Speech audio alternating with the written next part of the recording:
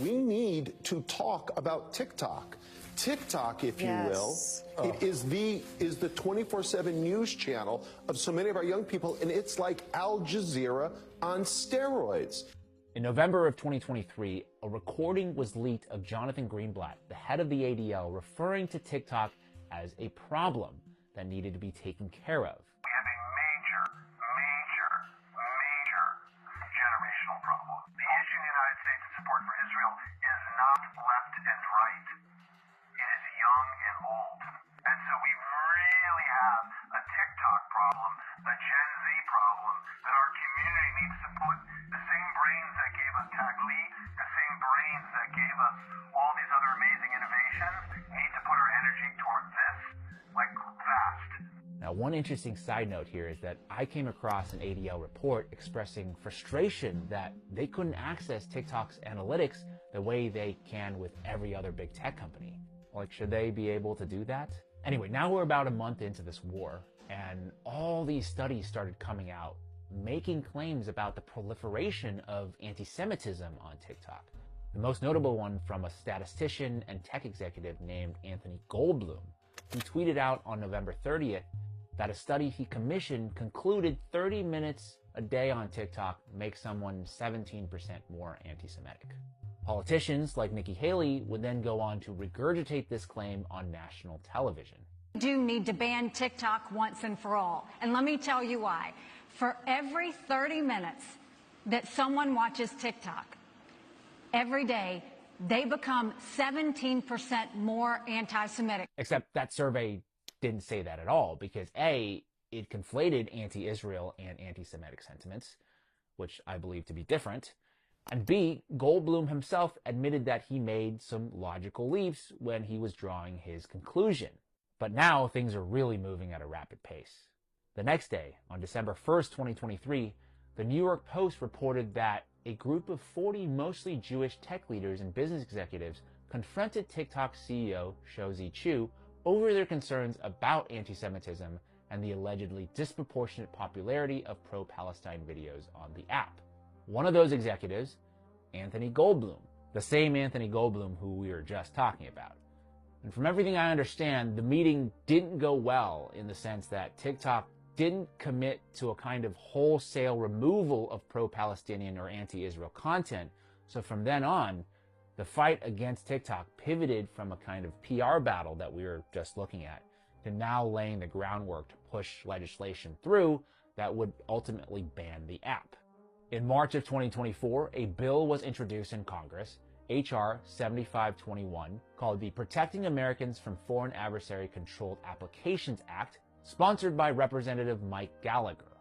Foreign adversary control of what is becoming the dominant news platform for Americans under 30.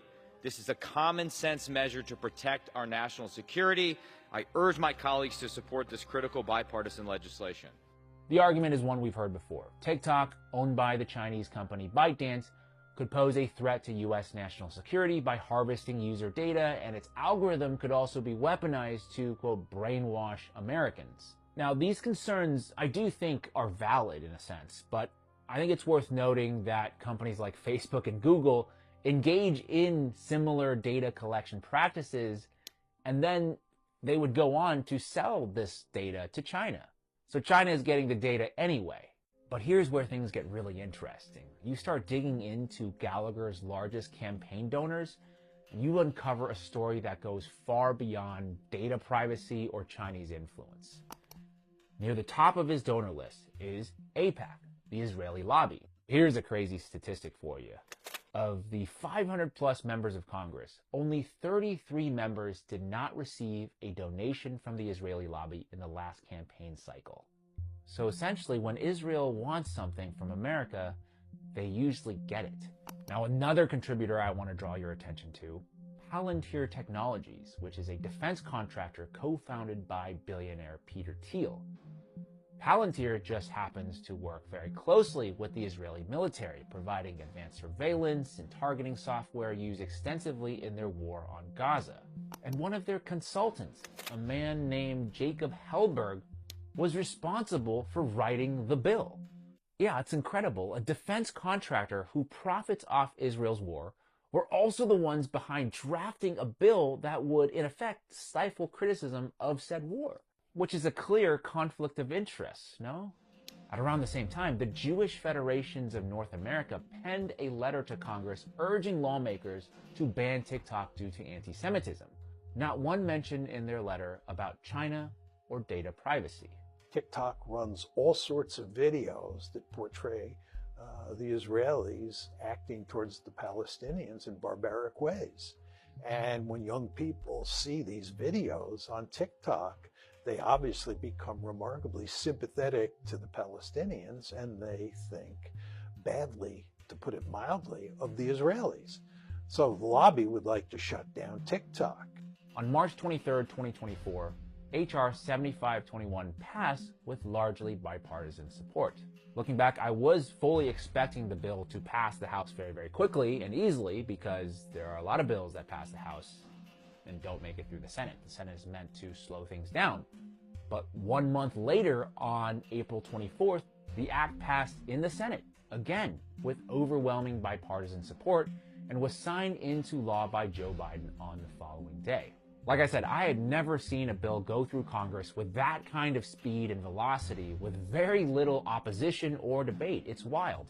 And maybe even wilder, by that summer, Mike Gallagher, the representative who had sponsored the bill, was now working for Palantir as their head of defense. He didn't even finish out his term. He just resigned from Congress and took a job there. I know, all of this sounds like a crazy conspiracy theory. In fact, the ADL did call this a conspiracy theory. The Atlantic also called this a conspiracy theory. They even name-checked me in their article. Quote, "The entire world knows exactly why the U.S. is trying to ban TikTok," James Lee declared on March 16th. Not bad for your boy here, huh? And honestly, this would remain a conspiracy theory. I don't know if I would have made this video if they hadn't come out and confirmed their true motivations. Typically, the Israelis are good at PR.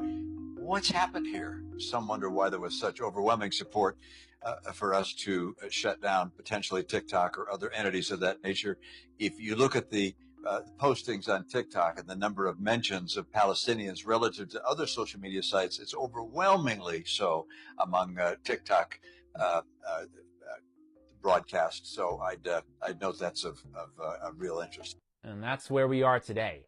China or Israel?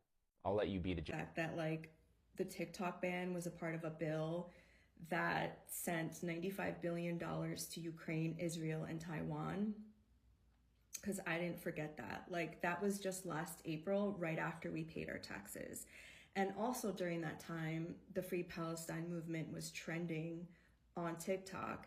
And that was around the time that audio leaked from the head of the ADL saying that the biggest threat to their Zionist project was TikTok and the Gen Z generation. And as you know, AIPAC buys all of our Congress people. So it's just interesting now because like people didn't really get politically involved during BLM, women's rights, meh, Free Palestine, meh. But the minute you take away their entertainment and their way of being able to earn a second income or like a primary income, that's when you radicalize people. I have learned by observing the behavior of US Americans on this app. And now people have moved to the Redbook app, and you are watching people become radicalized within the span of an hour, just seeing all of that propaganda about China just completely disappear, and seeing how they are able to afford groceries and they don't have to pay property tax after they pay off their mortgage and all of these things, right? And the average US American just realizing like we live in a third world country with, what is that saying, a Gucci belt? Because people, like when you tell people that we are giving $95 billion of our tax money to basically the US colonial outpost, they'll be like, you know, maybe they need to protect us, or whatever your politic is, like whatever you think that is. I think now you can see like the connections coming through, the understanding that like, wait, why are we doing that when we don't even have healthcare, when we can't afford groceries, and when, you know, Lahaina, Asheville, LA, they're still grappling with their climate disasters, you know, like, so I just want to remind everybody, like, I'm so happy we're at this moment, but you have to understand everything is connected, that like what is going on abroad, Palestine, Congo, Sudan, Puerto Rico, Hawaii, that is a direct result of US empire and foreign policy. Phone call from Jonathan Greenblatt, the CEO and National Director at ADL, and the language he uses is so problematic in so many ways. So I'm just going to point out the two big ones. Number one, he refers to this as a game. Biggest red flag, okay? Number two, he refers to this as a TikTok problem and a youth problem, young versus old. But really what he means to say is that they have a freedom of speech problem and a generation that's educating themselves problem. As you can see why this language is really alarming. Play the tapes. But I also want to point out that we have a major generational problem. All the polling I've seen, ADL's polling, ICC's polling, independent polling, suggests this is not a left-right gap, folks. The issue in the United States in support for Israel is not left and right. It is young and old. And the numbers of young people who think that Hamas's, massacre was justified is shockingly and terrifyingly high.